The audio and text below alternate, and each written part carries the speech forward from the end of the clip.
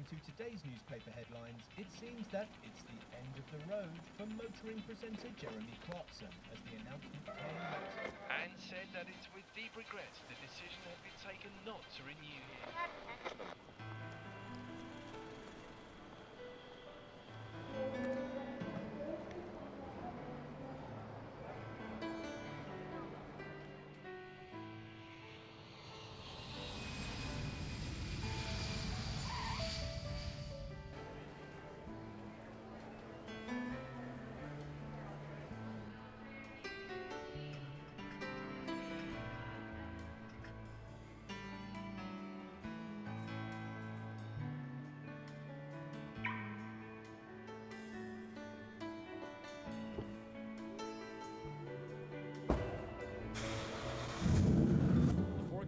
Plenty of sunshine through today with seasonal temperatures. We should reach our normal high of about 82 degrees by this afternoon. I can see clearly now the rain is gone. I can see all obstacles in my way. Gone are the dark clouds that had me blind. It's gonna be a bright sunshiny day. Think I can make it now the pain is gone. All of the bad feelings have disappeared. Here is the rainbow I've been praying for. It's gonna be a bright sunshiny day.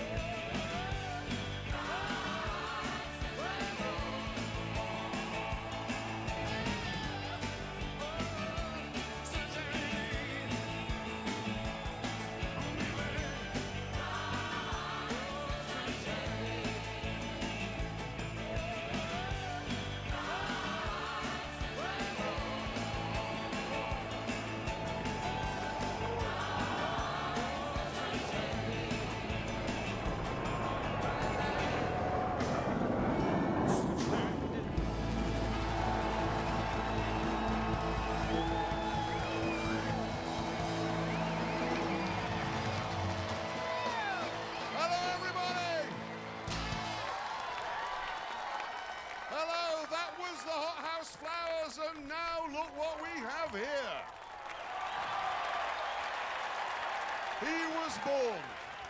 He was born in 1836, and he was fired by Car Magazine, fired by Autocar Magazine, fired by Scotland on Sunday, and somehow he managed to get fired by a Volvo dealership. Probably for driving too slowly. Ladies and gentlemen, James Bay!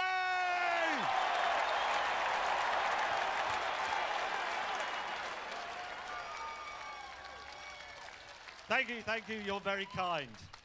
And, ladies and gentlemen, you probably can't see him from the back, but I assure you, he is here. He was fired by Radio York, fired by Radio Leeds, and fired by Radio Lancashire. It's Richard Hammond! Hello! Hello! Thank you! Thank you! And, ladies and gentlemen, over here, he's basically a shaved ape in a shirt. And he, technically, is the only one of us never to be fired by anyone. It's Jeremy Clarkson! Thank you so much. And the good thing is, it's very unlikely I'm going to be fired now because we're on the internet. Which means I could pleasure a horse. No. Dog? No pleasuring of any sort. There are families watching. Yes. Anyway, we are all car journalists. And we have spent the last 20 years... being fired. Yes.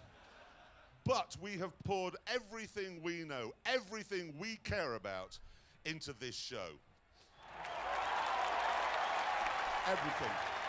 And coming up now is a small montage of what you can expect over the next 12 weeks.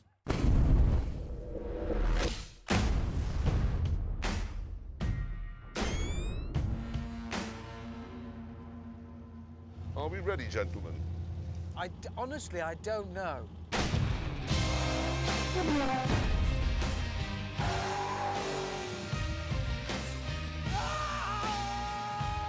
Is that the size of the drop, or what's happened to his penis?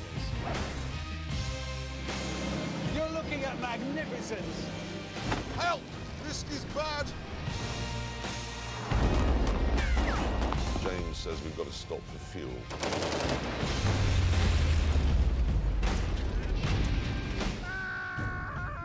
I hate you! He doesn't like us.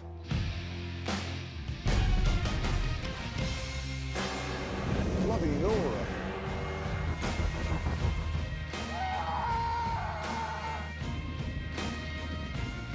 Maybe leaking slightly.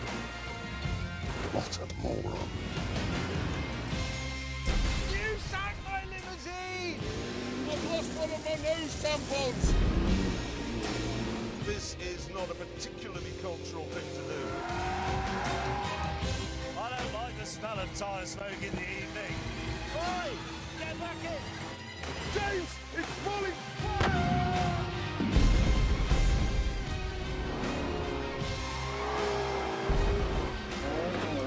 Sideways in linen!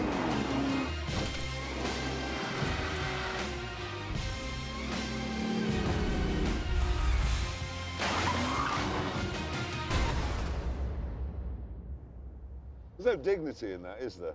No. Thank you so much. Now, thank you.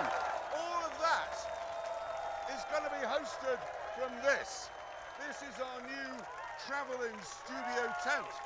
Thank you so much, and we're going to be roaming the world in it. We're going to be like gypsies, only the cars we drive are going to be insured. Stop saying things that are going to get us fired. Yes, but I'm just saying it's brilliant. It is. Oi! Who shot our drone? Did someone shoot it? Him. Well, look, let's not get bogged down in who shot what, okay? Let's get changed, get on with the show. Yeah, let's do Shall we get on with the show? it.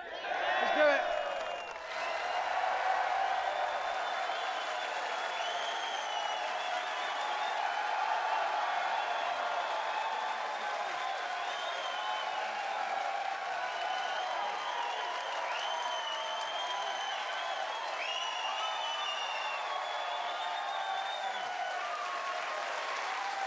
Thank you, everybody.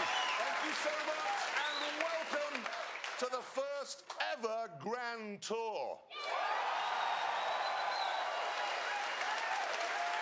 Thank you. Now, we hope you like our tent. We think the great thing is that because it roams around the world, we get a different view out of the big picture windows every week. So this week, obviously, we've got the high desert of California. Next week, who knows? I do. Well, I guess, James, we know it's Johannesburg. Well, now they know. But I know they know now. It doesn't matter. Point is, the view changes, and so does the audience, OK? I mean, this week, you're all Americans.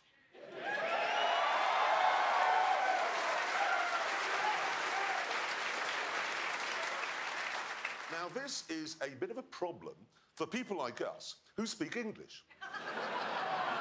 We can converse perfectly well in a shop or a restaurant, but when it comes to cars and motoring, every single word you use is different. When I say different, I mean wrong.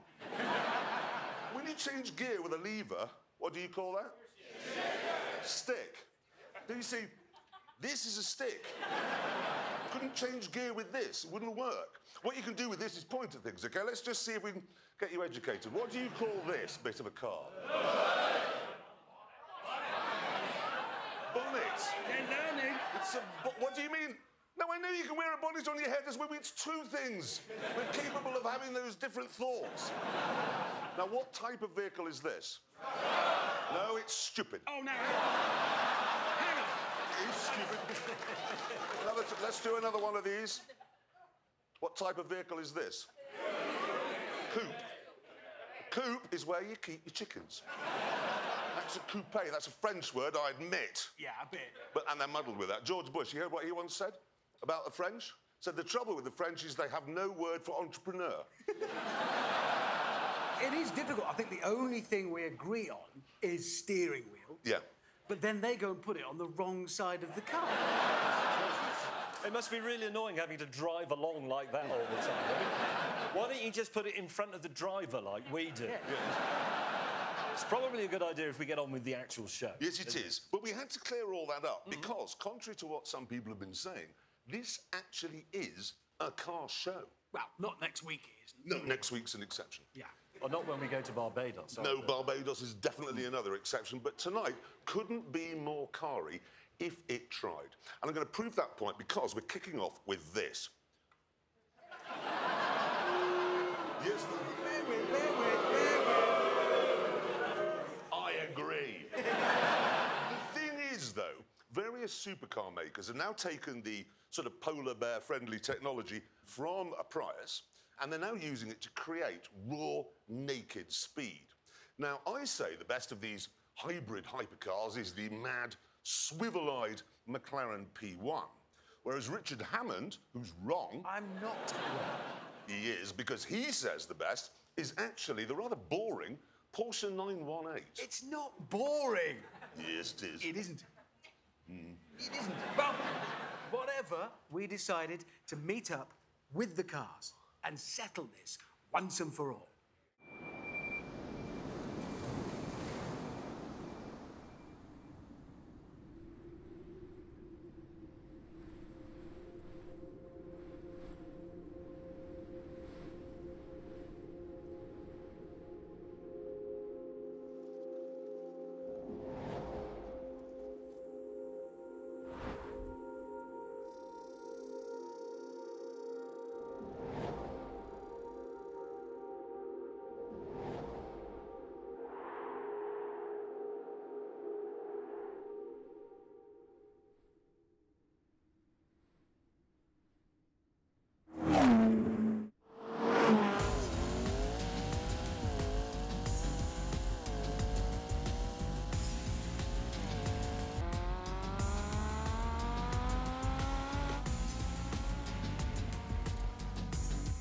The location we chose for this titanic duel was Portugal.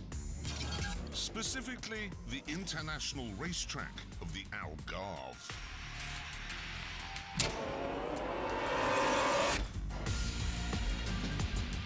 When we arrived, mechanics from Porsche and McLaren pounced on our cars, fettling them for what was to come.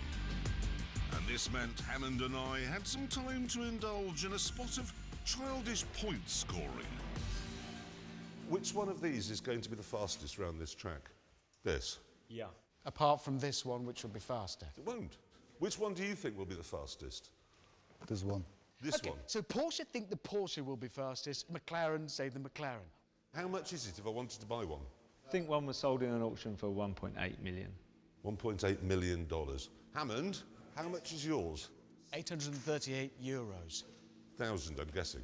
Yes, it is 1,000, yeah. Why has your car got a number on the side? It's the Weissach edition, this one. You also get titanium chassis bolts. Stupid. Stupid. For just an extra £60,000. And a carbon fibre bonnet strut. Look at that. How much does that save? About 100 grams. Right there. 100 grams. Has the McLaren got a carbon fibre bonnet strut? Doesn't need one. No, because my bonnet doesn't go up because it'll never break down. And it's got silly doors. Proper doors, silly doors. Mine does 34 miles to the gallon. It's just 94. 94 miles to the gallon. 94 mpg. Just remind me, Porsche's owned by... That'll be Volkswagen.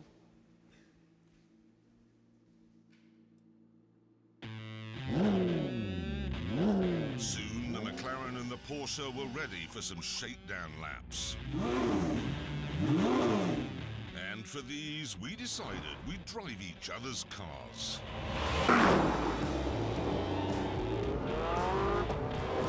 Straight away, I can tell you that this doesn't have the brutality or the savagery of the McLaren. Because it has rear-wheel steering and four-wheel drive, it feels secure and safe. And that gives you the confidence to play about.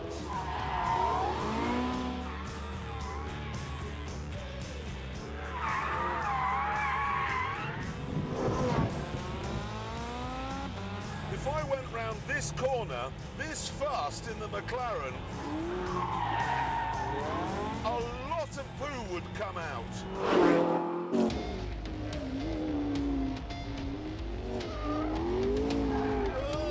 There's poo coming out now! Jesus. It's spinning its wheels in sixth.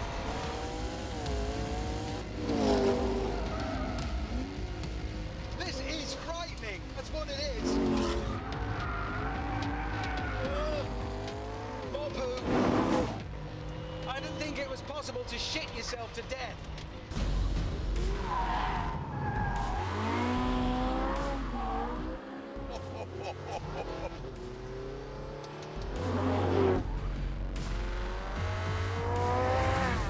The grip is genuinely incredible.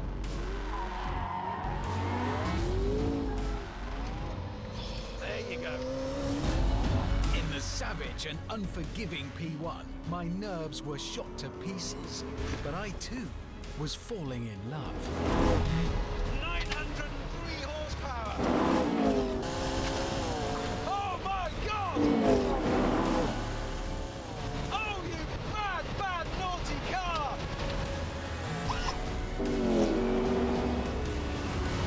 Jesus. This recalibrates your mind. I didn't think anything could be as exciting as that Porsche, but this is. This is brilliant. Absolutely brilliant. Oh, what a car. I love it. Well, This is rubbish. I was just thinking exactly the same about this. Were you? This was boring me to death. It was like being stuck in a Victorian woman's novel. Well, I'd rather that than being stuck in a telephone box with a panicking gorilla. Rubbish. It was trying to kill me. I It was know, trying that's- to hurt me. It wants to hurt me. Oh, that's why I like it. This is a missionary position car. Razor blade in the hands of a surgeon, sickle in the hands of a drunk peasant. Downton Abbey, Breaking Bad. That's crystal meth, that's some iffy weed. Fine wine, crate of Nuki Brown.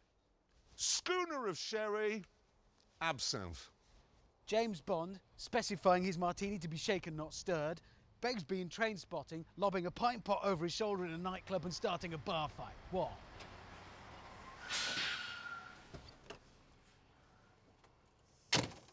Hi. What are you doing here? I am here because, gentlemen, I have in the back of that lorry something that will make your McLaren and your Porsche look like lumps of yesteryear.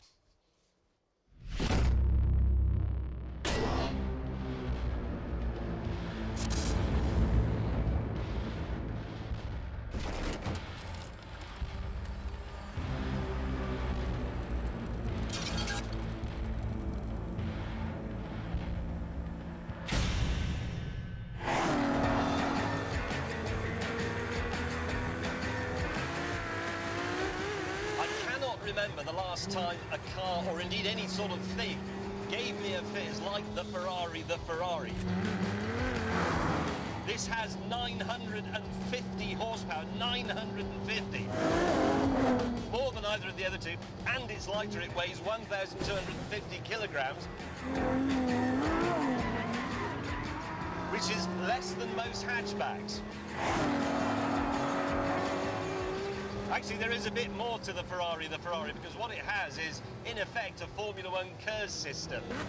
It constantly recovers energy that would otherwise be lost using its electric motor and its battery. So as I brake there, the car is actually saying, that energy, I'll have that. Straight.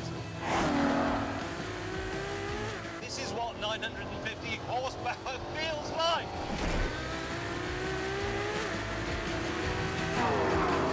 Jesus!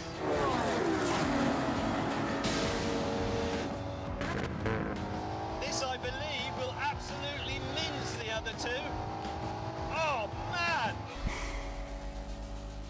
James was obviously talking nonsense, but there's no getting around the fact that these three cars take automotive science to a new level. They use the latest green technology to squeeze as much speed as possible from every molecule of fuel. As a result, they're all capable of blasting way past 200 miles an hour whilst producing fewer harmful emissions than a family saloon.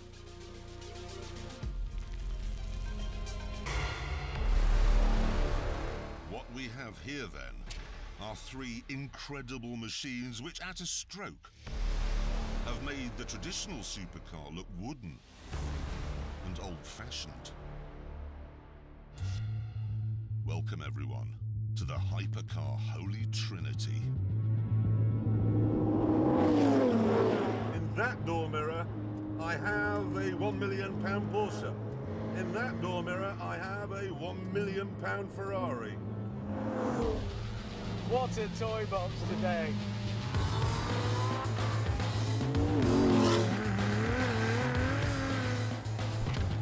Sparks with Jezza.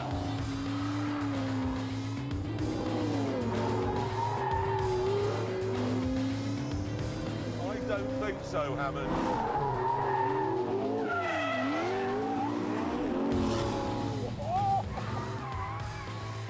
This could be so expensive.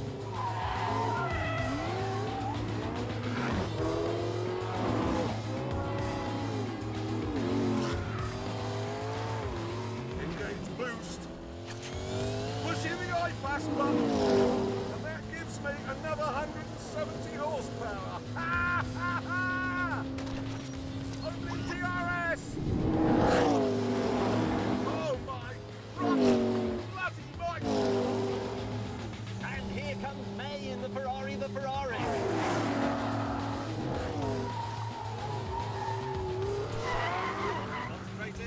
Concentrating.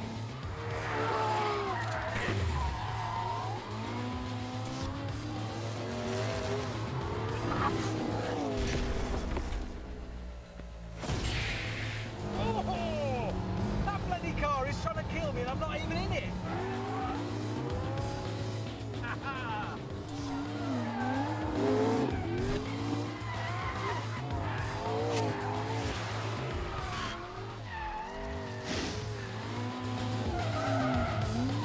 We could have played out there all day before we ended up in a £3 million crash, we decided to start the tests to see which of the cars was best. I came up with the first one, mainly to annoy gatecrasher May. Let's make the first test a drag race using electrical power only. Good idea. No, it isn't a good idea. Why not? Because you can't drive the Ferrari on electrical power only. No! No, but of course you can't, because it's a Kerr system like a Formula One car. It's got a V12 engine and an electric motor, but they're all integrated. They work together all of the time. You can't separate them. You should have thought about that, shouldn't you? Bad planning. With James reduced to the role of onlooker, we lined up the P1 and the 918 on the start line. But then, instead of revving the petrol engines, we shut them down.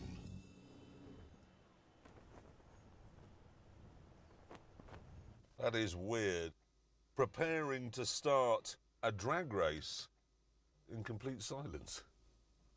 I still have 2 electric motors that together produce 285 brake horsepower, which is 109 more than the 1 electric motor in his McLaren. Oh yeah.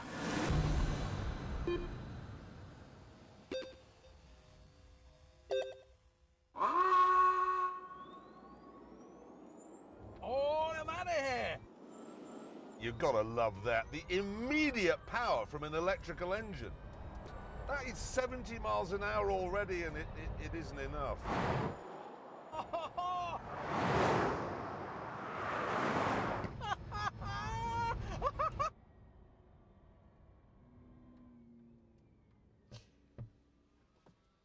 Who won that?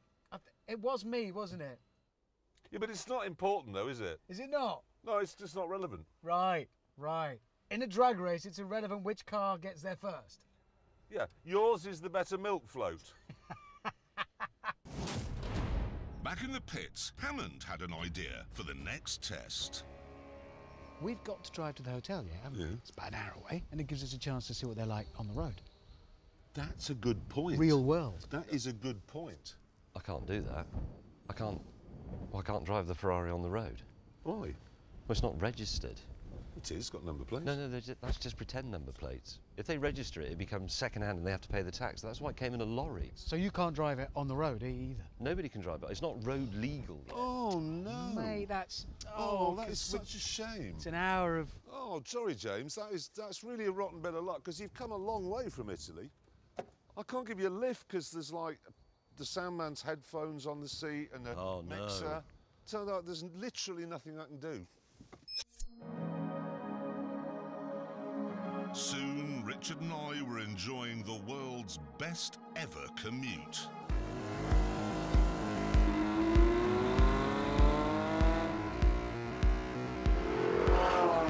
It may be a bit Spartan in here, but it's unbelievably comfortable. Because it uses electronics rather than traditional anti-roll bars. And that means there's no physical connection between the wheels. So if one goes over a bump, the others aren't affected. It's uncanny. It's like being in a Rolls-Royce Phantom. It's a lovely evening, taking the roof panels out, set the aircon just so, and I'm enjoying a drive in the country.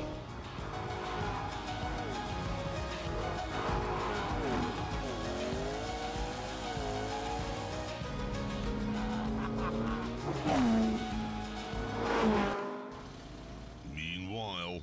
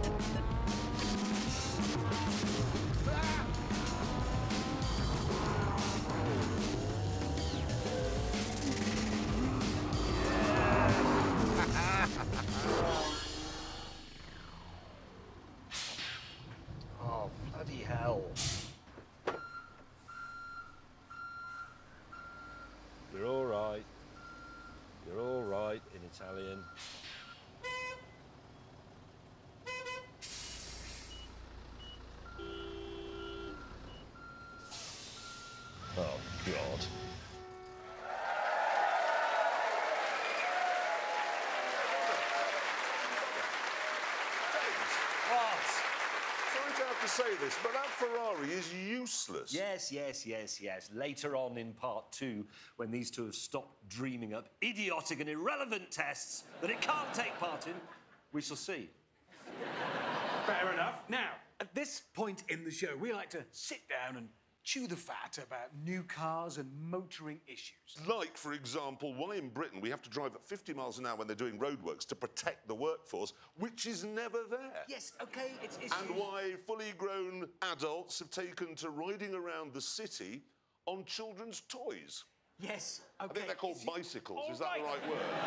It's issues like that. It's a segment that we are calling Conversation Street.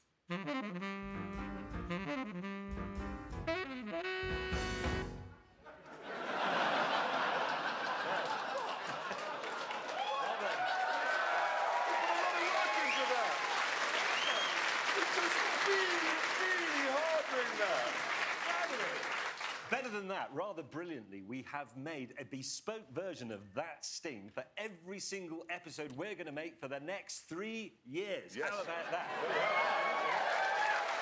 But, hold on. The slight problem with that is that we were so busy doing that, we didn't actually think of anything to talk about in Conversation Street, did we? We did. Yeah. What? Oh, you'll love this. James May, the world's slowest moving human being, has been caught speeding. Actually charged by the police. Criminal. That's what he's actually quite proud of it. He did it on a Honda CBR 600RR sports bike. The thing was... Richard and I were genuinely astonished when he came into the office and said I'd been done for speeding. We're like, what? Until we found out how fast he was going. James? Yes? How fast was it again? 37 miles an hour. Madman! Oh, how did you even breathe at that kind of speed? No, it's how did the police catch you? I mean, were they running? Gentle jog, yeah, yes. for sure. The thing is, if you've been caught, because we genuinely don't believe anyone in the world has, but if you have been caught speeding at a speed less than 37, do honestly please write to us and let us know. Because we don't think it's possible. And mark your envelope, I'm a tortoise. And that is all we have time for this week on Conversations. Whoa, hang on a minute. What? What, you're saying the first ever show and you just mock me for my speeding ticket, then we move on? Yes. Well, it's a busy show. It's a busy show. It is a busy show. Yes, we've got to tell everyone about our track. Yes, we have one. This is the sort of place where you can drive cars at speeds that you can do on the road, but only if you want to go to prison afterwards. What, like 38 miles an hour? Well, 39, maybe even 40 from time to time. Now, we were hoping that we could bring it round the world with us, like the tent, but unfortunately it's too heavy. And as you're about to see, too bitey.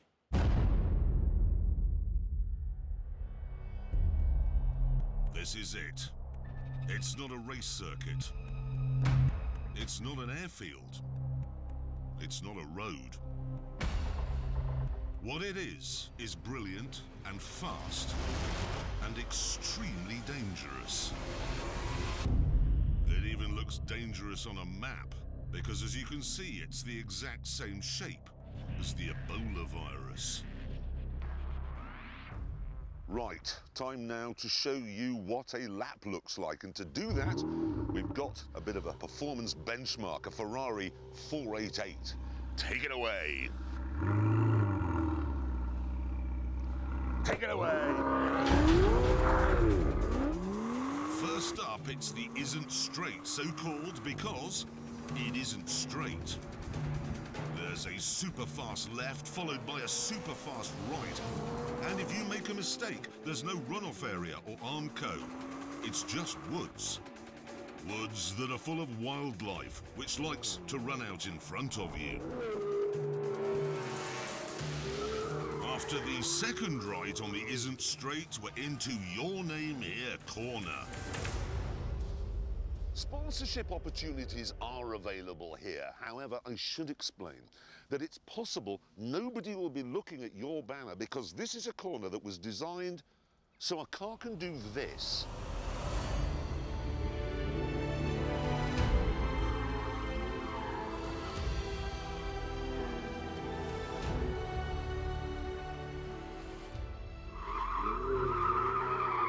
gentlemen, James May isn't here today. That's just a friend of mine on his way back up the Isn't Straight towards Old Lady's house. We've called this section Old Lady's House because it's right next to a house where an old lady lives. She tells us she likes cars. Says she used to have one. Not sure she's going to like them quite so much after we've been here a few times. Next up, there's a narrow and bumpy sprint to Substation. You need to get this 90 left right, or you'll crash into a cage full of electricity. And you'll need to get the final 90 left right as well, or you'll run into a field of sheep. So, trees, animals, a house, electricity, and because it's in England, usually quite a lot of moisture in the air. It really is the most dangerous track anywhere in the world. To post a fast time here, you do need those.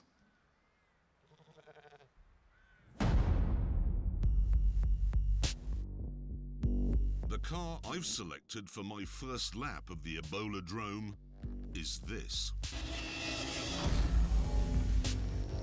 The BMW M2.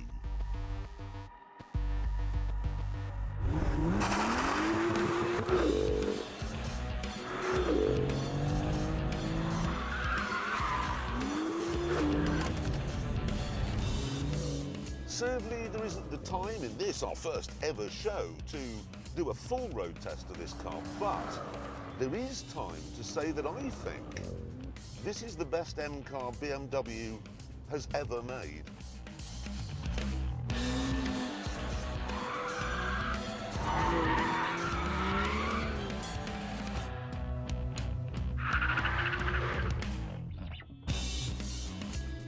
In a lot of fast cars these days, you get all sorts of knobs and buttons which you can use to change the, well, I say change, I mean ruin the characteristics of the engine and the suspension and the steering and so on.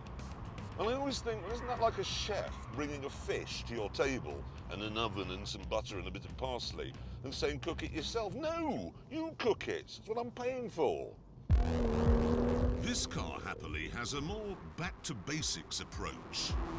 In the M2, you get a little rocker switch down here which does nothing at all as far as I can see, and that's it. You're buying a car which was set up at the factory by engineers who know what they're doing. And all you have to do is enjoy it. Which I am doing.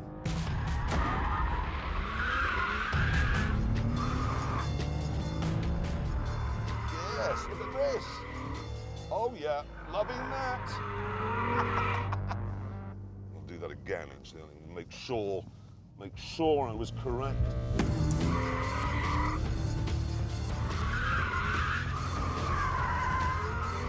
There's hardly any understeer at all. Poke the back out and hold it there. No! I'll do that again. Only going the other way. Wrong way round, your name here. Klaus and Fritz, I am loving your work. Oh, I've made a mess of that. Yes, but I'll just do this and it'll look like I did it on purpose. With the tyres begging for mercy, I got back onto the Isn't and unleashed 365 rampaging horsepowers from the turbocharged 3-litre straight 6. This isn't as fast in a straight line as an M3, but everywhere else, it is better. It feels less heavy, less cumbersome.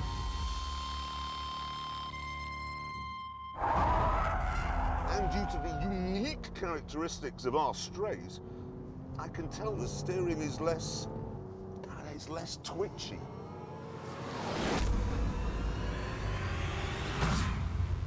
This track was designed to trip cars up. There are fast corners, slow corners, drifty corners, and bumps.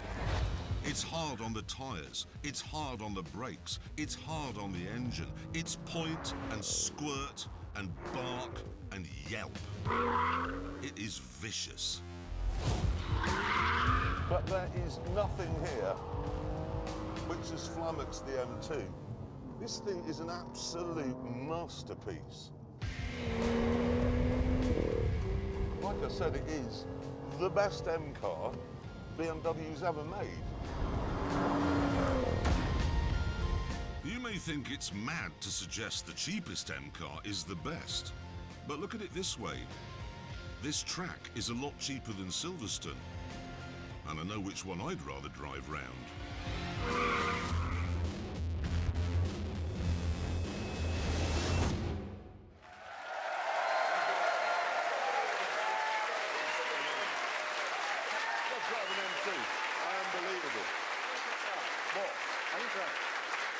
Why is there that zigzag at Old Lady's house? Because that wasn't there when I went. No, it wasn't there when you were there, but after you left, we discovered there's an unexploded Second World War bomb.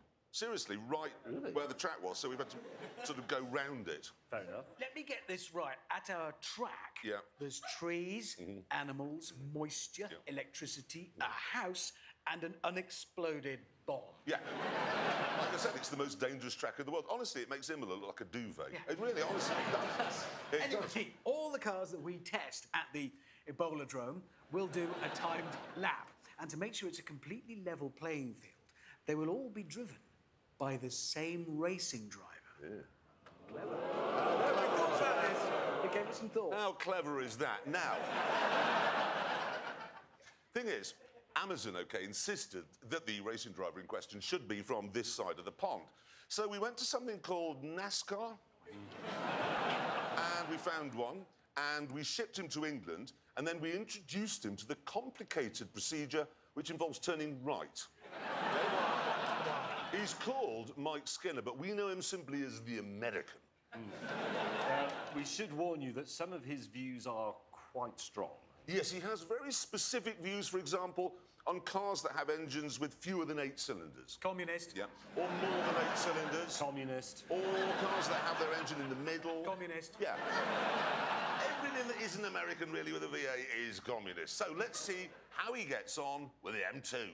Right, there he is, looking utterly bewildered. But he's off a skitter of wheel spin, and immediately he's onto the isn't straight. There's a right there that'll have confused him. Now a left, he'll be good at that. Now he can open the taps. 3 liters, 6 cylinders. This thing wouldn't pull a greasy string out of a dog's ass. I've literally no idea what he's talking about. Where I come from, this ain't a car. It's a cry for help. Whatever. He's through the final corner on the isn't straight. Into your name here. Hard on the brakes, grabbing the stick, which is on the left-hand side of where he's sitting, and turning in. See what I mean? No understeer at all. Damn track's narrower than my driveway. Yeah, that's because it doesn't have a monster truck on it. Wonder which one of them came up with this thing. The tall one, the short one, or the one with the girly hair? Okay, coming up to Old Lady's house. Hard on the brakes, turning in, round the unexploded bomb, and now opening the taps again. No turbo lag at all, as he hammers down the bumpy back straight towards Substation. This is a 90 left, new tarmac, but it held it well. One more 90 left to go through field of sheep, and he's done it well, and across the line.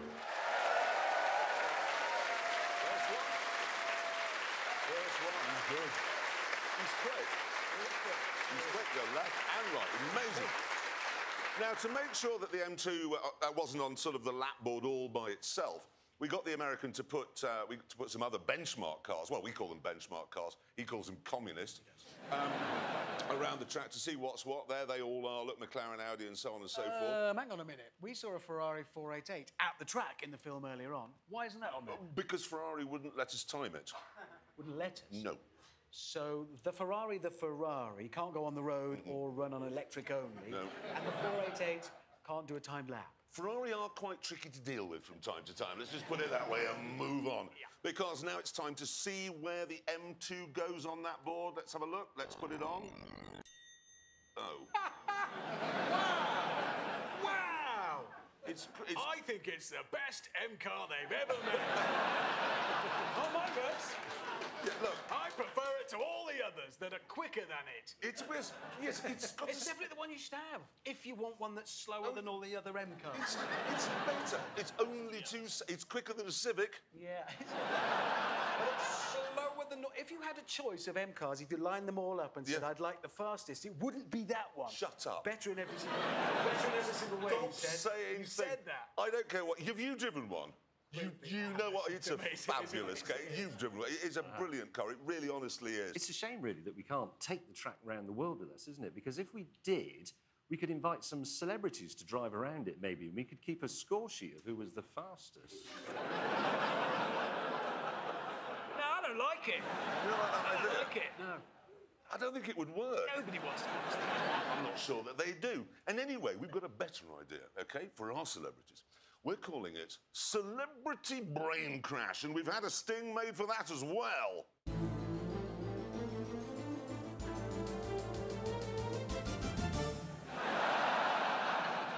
It's terrible. That is... I don't like to use this...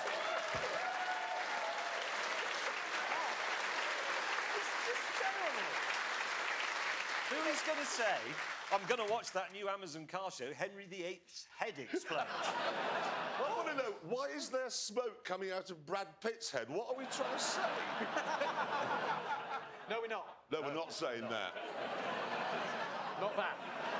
That is a terrible sting, but the machine itself isn't terrible at all. It's used to measure somebody's mental agility, their observational skills, and their ability to multitask. It's actually based on a machine that's used to test fighter pilots who want to join the Royal Air Force, which, as we all know, is the finest and greatest air force in the world. What do you mean, boo? What? If that was true, we wouldn't have to help you every time you get in trouble. Oh, I'm sorry.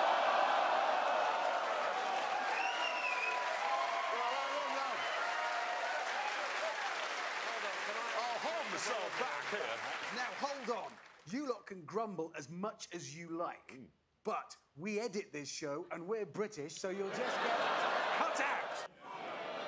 So there we are, we're all in agreement that the Royal Air Force is better than the US Air Force. USA! USA!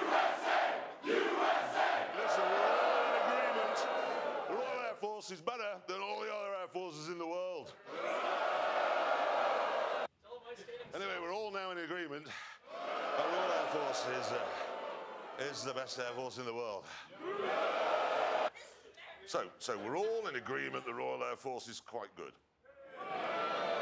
Yeah, that'll do, it's fine. So let's get back to Celebrity Brain Crash and meet our first ever guest. Yes, now, normally on other shows, the guest will come through a sparkly curtain, wave a bit, and then sit down, but not here.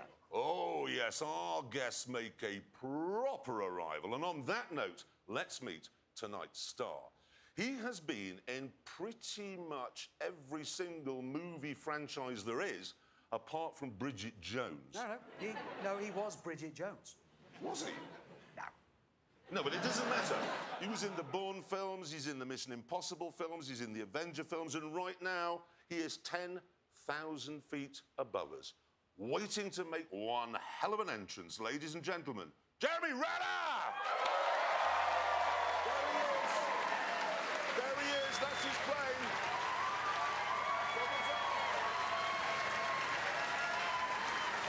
Hold on, everybody, here he comes. Whoa, whoa, whoa.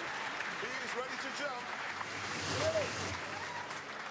He is ready to jump. And there he goes! That is amazing to see one doing his own stunts. Yeah, I know, and he is looking good. And I tell you what, when he gets here, I do want to talk to him about that Bourne Legacy film. A, what it was like to punch Shane Jacobson, and B... Ooh, hang on. He's leaving this terribly late.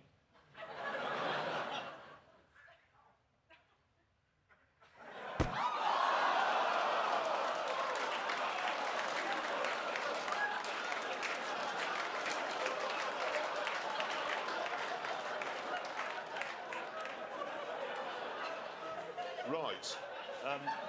That's, Does that mean he's not coming on then? No, James, he's not. It's OK, though. We anticipated this sort of thing, so we got a backup guest ready. He was in Man from U.N.C.L.E. He was in Lone Ranger. He was both twins in The Social Network, and his new film is called Nocturnal Animals. We haven't had time, unfortunately, to organise a dramatic entrance, but I hope you'll give him a warm welcome nevertheless. Ladies and gentlemen, Army Hammer! Oh, my... Jesus! Is that a snake? It's a snake. That's a rattlesnake. Is it? Yeah. He's been killed by Noah Willie. Quiet, everyone. Quiet, please. Quiet. There's literally nothing we can do. No, he's yards away from us. And anyway, snakes are like herds of them, aren't they? They hunt in packs. Yeah, they're pack animals. Does that mean he's not coming on either? Well, no, James. He's finished writhing around in agony, and now he's dead. So that is a no. Right. Well, maybe there's somebody famous in the audience. Well, it's unlikely. No, seriously. You know Carol Vorderman? Yeah. She rang me this morning. She was at an air show nearby and said, can she come to the show? Really? Oh, no, she's honest. Really? I know you don't know who Carol Vorderman is. She's a huge star in the UK. She started out on a programme called Countdown, established herself as being unbelievably brilliant, a fantastic mathematician, and very beautiful. Yeah, she's also dead. What? She's dead. Well, how did that happen? Well, I don't know. I'm not a pathologist, but she's dead is what she is. Seriously? Yes. Christ. Problem. What are we going to do? Jesus, look at that out there. It's like it's just littered with corpses, and now Lads, I don't think this bit is working. Let's drop Celebrity Brain Crash this week. We'll do it again in South Africa next week, and I think people will have forgotten all this. They might not. I think they will. We'll just skip over it now. It's not going to happen. And that's OK, because we can get back to the cars. Yes, moving on.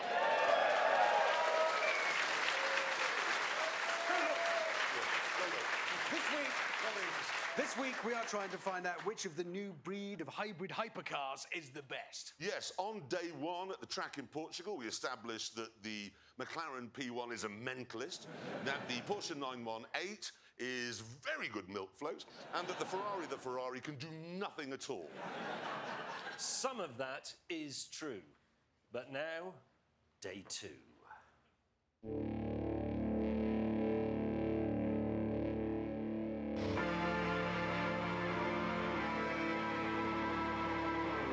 We began by lining up the 3 most exciting cars on the planet for the drag race of all drag races.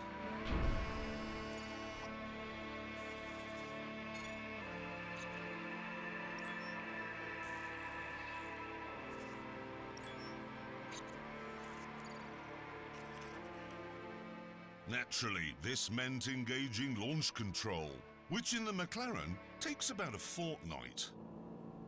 I have to have the drivetrain in track mode, the aero package in sport mode so that the rear end squats when I set off and gives me more traction.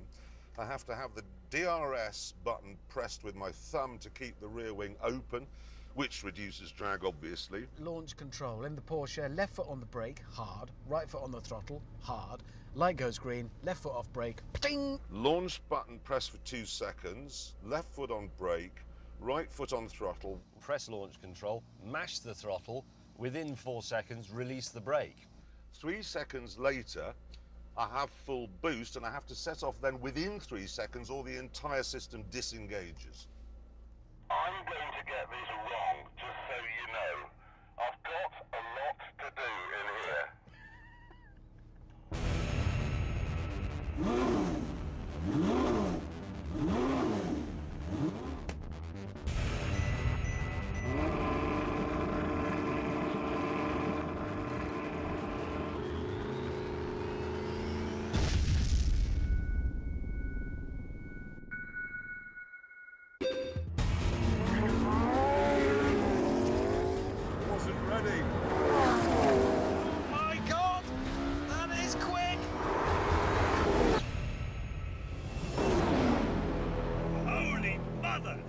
you see that?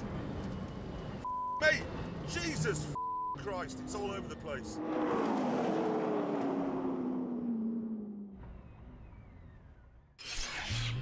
Since it was clear I'd got all my buttons wrong, the chaps agreed to another run.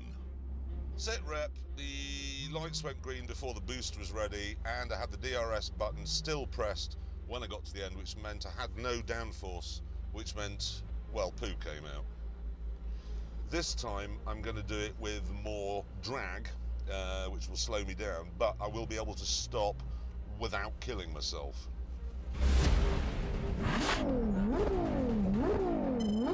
Curse system charged, right.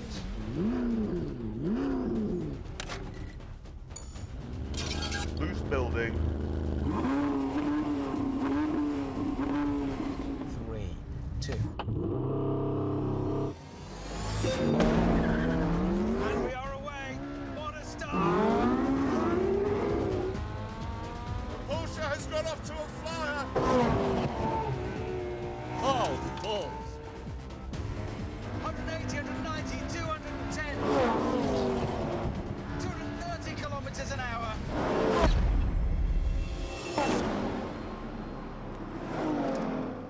That wasn't very good. Because James had somehow messed up that time, and because this test was about the cars, we decided to go again.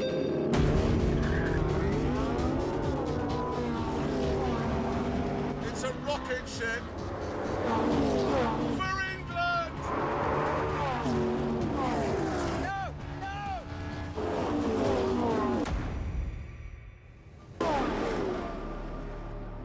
Okay, we have all three won this now. Determined to find a definitive 1, 2, 3 finishing order, we ran again.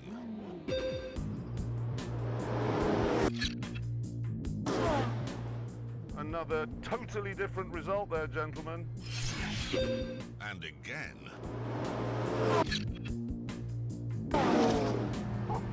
That's a different result again. And again.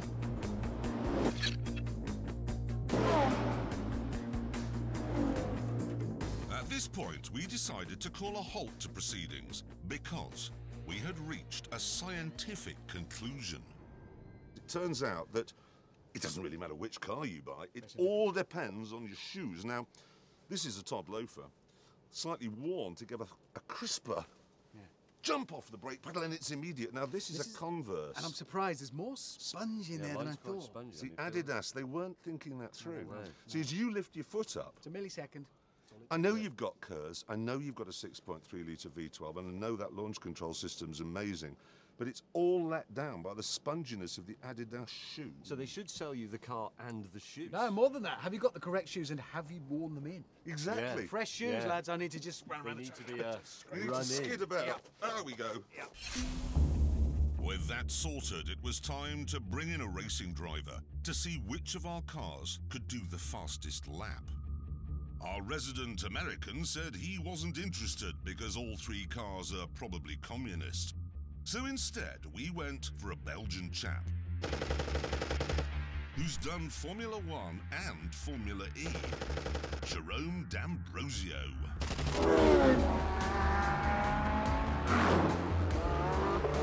Jerome took the cars out to get a sense of how they handled.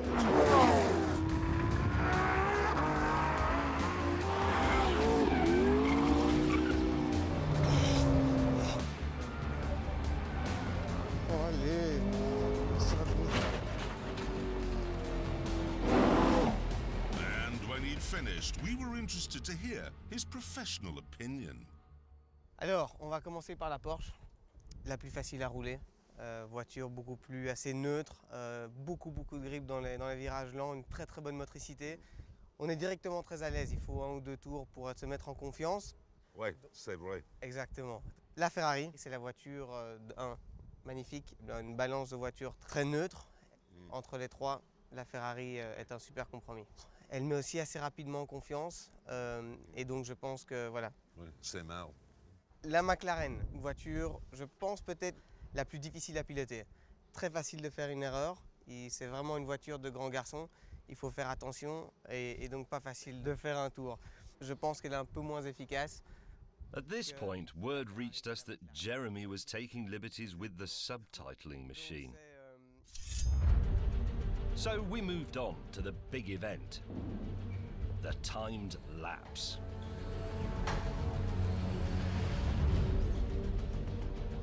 Once the mechanics had finished their preparations, the 3 speed traps were activated. And the Ferrari took its place on the start line. Look how good it looks there. This is just wasting time, it's wasting rubber and fuel. No, this is like an amuse-bouche. Yeah, it is. You've ordered the duck and the sherry trifle.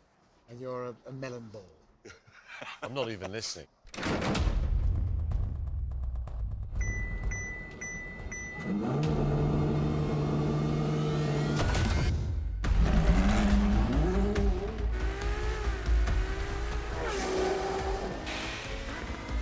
Gentlemen, oh, right. It was doing 231.4 kilometres an hour at the end of the straight. It's about the same speed as like a Golf diesel, something like that.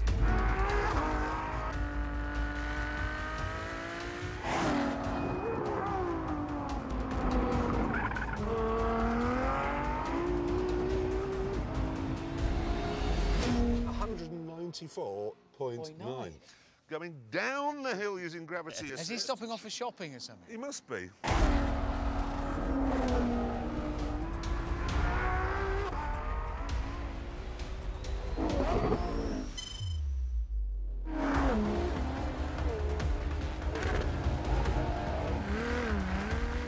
Here he is.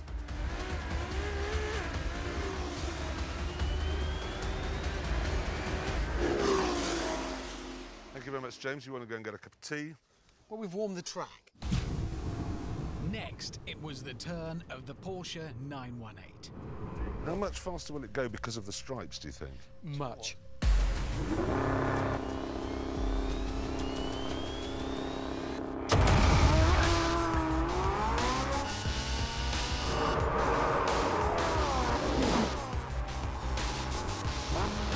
.231. So he's faster than the Ferrari.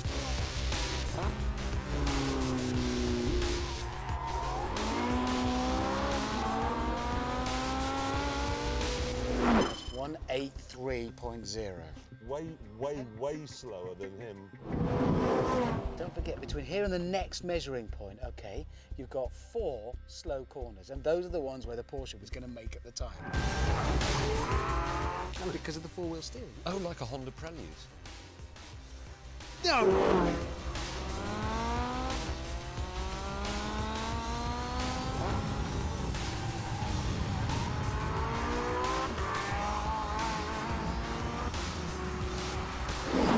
I'm on 10 point what? 1. So almost to a 1/10 of a kilometre an hour, the same speed as you.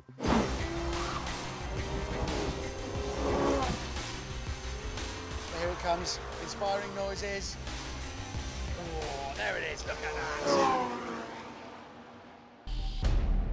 Finally, it was the turn of the psycho killer, the trickiest, the edgiest of the 3. But I was so confident it'd win, I was prepared to take a massive gamble. If the McLaren isn't the fastest, you two can knock my house down. What? Knock it down. What, your house? Yeah, and I mean that. That's how confident I am that that will be the fastest. That's a you know we will do that. Yep. It's a serious bet. Yeah. Fine. If that's not the fastest, we can knock your house down. Yep. You know where it is. You've both been. Yeah. I'd love to knock it down.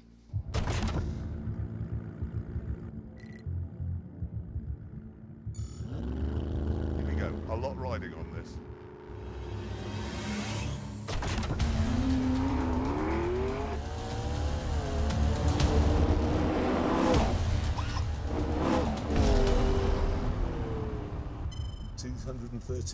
.5.9. Okay, it's fastest at the end of the straight.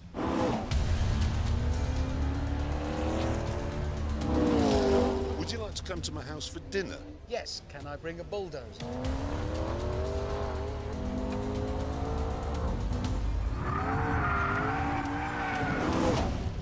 8.3. Oh, that is worryingly quick. It's quite brisk. There's no... It's quite brisk. We don't know how fast it's going around the tight turns. It might have been doing 2 kilometres an hour around here.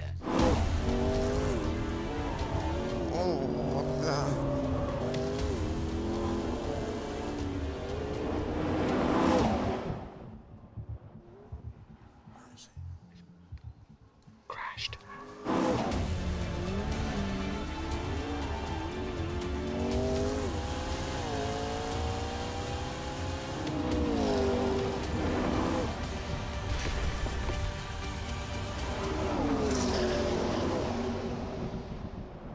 With that, back to the tent.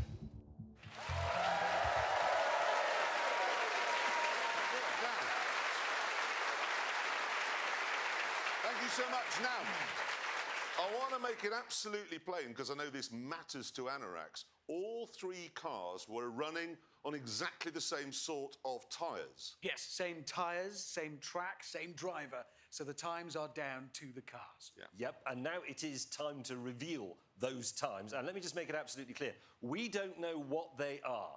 The producers have kept them from us. They're top secret. Yeah. So let's put the scoreboard up and let's begin with the Ferrari, I believe. Let's see what it did it in, please. 154.4. We don't know if that's any good, do we? But Well, let's move on and do the Porsche next. Let's have a look. What did the Porsche do it in?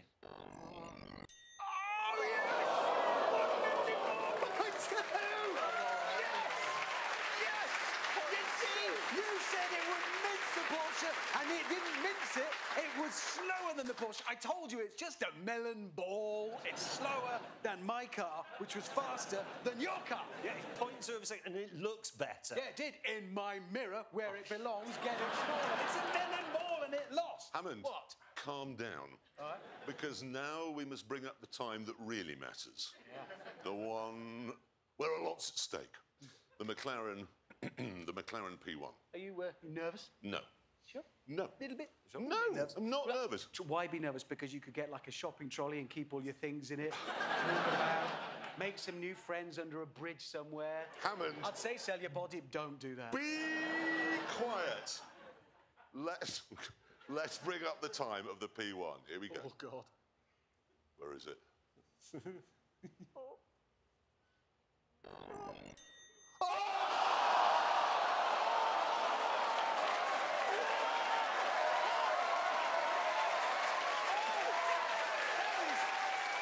is funny, because you said the fastest, but it's not the fastest, it's the slowest. Ladies and gentlemen, journalist, broadcaster, and homeless man, Jeremy Clarkson.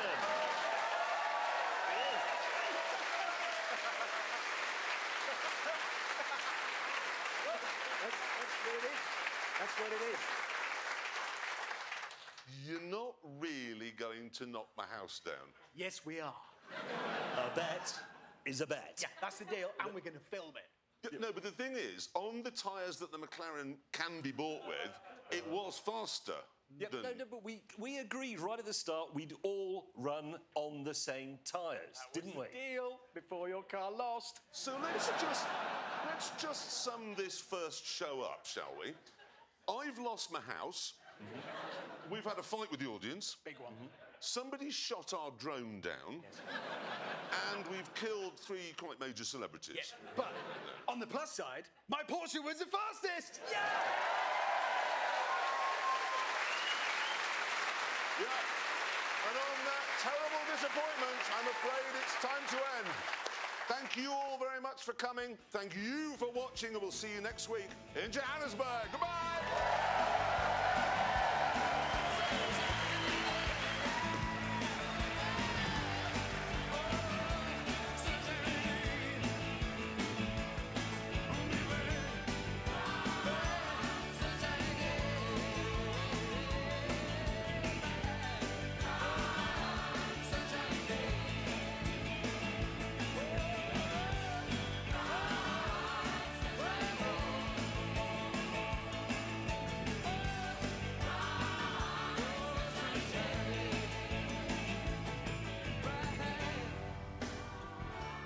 sunshine day.